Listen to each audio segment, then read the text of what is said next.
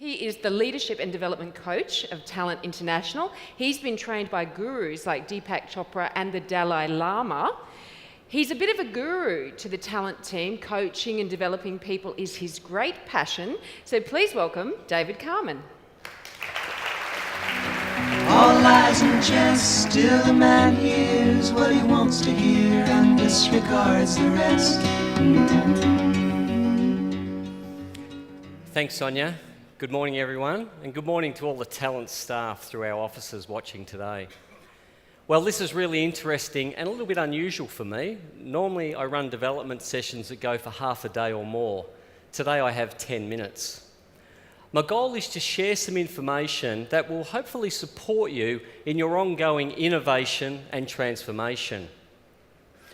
When I think of transformation, I have a picture of a caterpillar to a butterfly. And I noticed a distinct change of state and form. At Talent, we do a tremendous amount of personal and professional development. We do this to align us to a higher cause and to break from the pack in what is often regarded as a highly competitive and commoditised industry.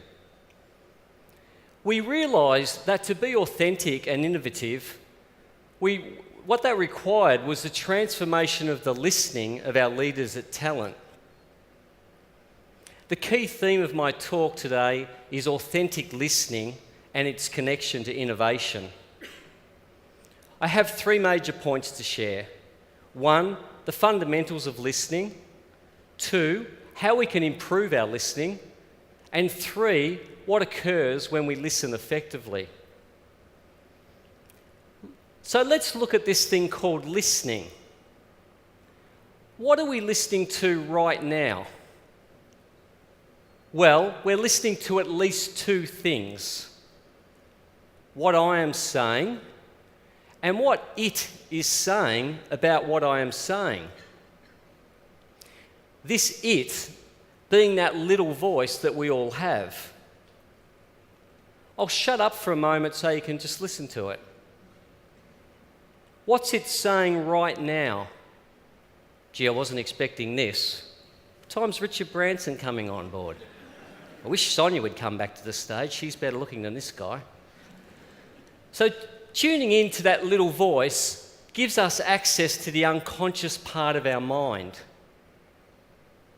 The unconscious part of our mind processes information 200,000 times greater than our conscious mind. Einstein said that everything he created was through his unconscious mind. We spend our life gathering knowledge and information, and the byproduct of this is that it builds a level of comfort or a comfort zone for us. This can be a strength, but for many things, sometimes it's a hindrance when it comes to innovation. I really love this quote. Life begins at the end of our comfort zone. How many of us can relate to that? How many of us have jumped out of a plane? To innovate, we normally need to get out of our comfort zone. IT people have a strong thirst for information and knowledge.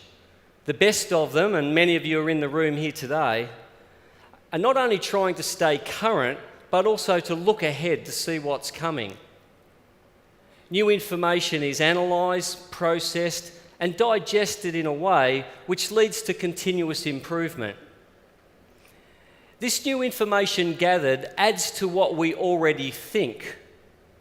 However, transformation is about altering the way we think, not what we think about.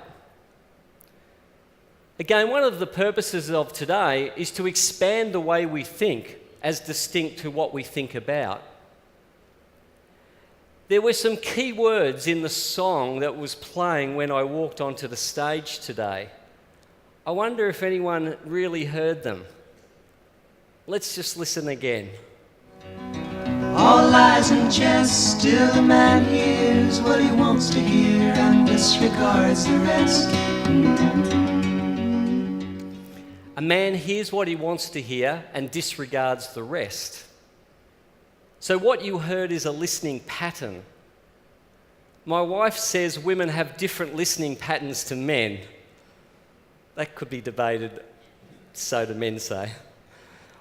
So these listening patterns, they already exist in our cultures. In your culture, there are listening patterns today. To transform our cultures and to innovate, it is vitally important to transform the way we listen. What I've noticed time and time again is that when leaders transform their listening, the process of transforming the team's listening begins.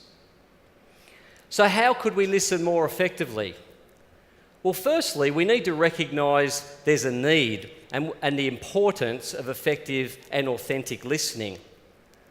So, guys, your turn to do something. Let's do a simple and quick exercise. On this scale of 1 to 10, where 1 is poor and 10 is a master of listening, I would like you right now to assess your effectiveness as a listener. So I want you to give yourself a number between 1 and 10 right now. Okay, got a number? Now, you've got 30 seconds. I want you to turn to the person next to you and I want you to share your rating and I want you to give them a very brief, 10 seconds or less, explanation as to why you gave that rating. Okay, go for it. You've got 30 seconds in total.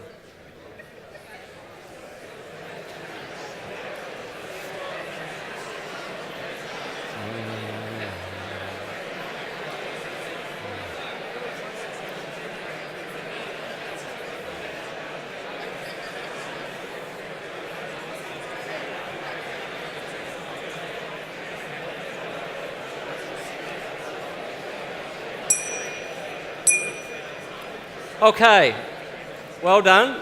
Let's examine the results. Well done, guys. I'd like to see a show of hands, please. Did anyone rate themselves below 5? Thank you for your honesty. A few of the talent hands went up there. A bit more work to be done there, Richard. Okay, between 5 and 8? Look around, big number of you. What about above 8? Come on. No one. Okay, there's a bit more room for improvement for all of us then. Okay, here's some helpful tips to help you improve your ratings, improve your listening. Firstly, start listening from a position of what a new future can be invented versus what I already know. So what new future can I invent? Be willing to sacrifice what we know for what could be. A major global trend in Fortune 100 companies at present is more leaders practicing a state commonly referred to as mindfulness. Mindfulness is when we focus our attention on just one thing in a very deliberate manner and with no judgment. We can do that right now. Let's have a practice. So as I'm talking, I want you to just pay attention to your breath for a moment. Just notice your breath as I talk to you. Well done. Einstein spoke of the importance of a clear mind to innovate. This practice of mindfulness, and you've had a touch of it there, supports you in doing this. Other ways to improve our listening are to personally challenge the internal little voice. Don't assume it's always accurate. And also to create a blank canvas, and I'll give an example of that real soon. Okay, I want to share 2 recent examples of where a change in leadership listening has produced powerful innovation. Richard Earle is a great role model and a great example of a leader willing to listen for the unknown and operate outside of his comfort zone. Today's event and the Unleashed initiative would not have taken place had he personally not challenged his internal listening. He took a stand to transform Talent International and also to have a big impact on the IT recruitment industry in general. It is a great pleasure to work with Richard. Shortly, I'll invite Steve Sargent, the CEO of GE Australia and New Zealand, to the stage. I've witnessed firsthand at GE their commitment to innovation and to innovation in general. Whilst doing some leadership coaching at GE, I saw the successful transformation of a complex business function. The leader responsible for that is in the room today. He was very clear of the need to create a new future. Using a blank piece of paper as a blank canvas, he painted a new future for this business function. He had a passionate commitment to listening to all the stakeholders in a very authentic manner, taking people with him. He created a high level of trust and the support required to bring about successful outcomes. In summary, effective listening creates greater connection to colleagues and your team. It increases motivation, creative flow and performance. It improves retention of staff. As recruiters, we know a major reason why people leave jobs is because of their direct manager or leader. People don't leave companies, they leave managers. Once a manager or leader stops listening and growing, good people tend to move on to greater opportunities. There is no hovering. We're either expanding and innovating or we're contracting. At Talent, we look forward to working with you and supporting you in your success and expansion. We're listening.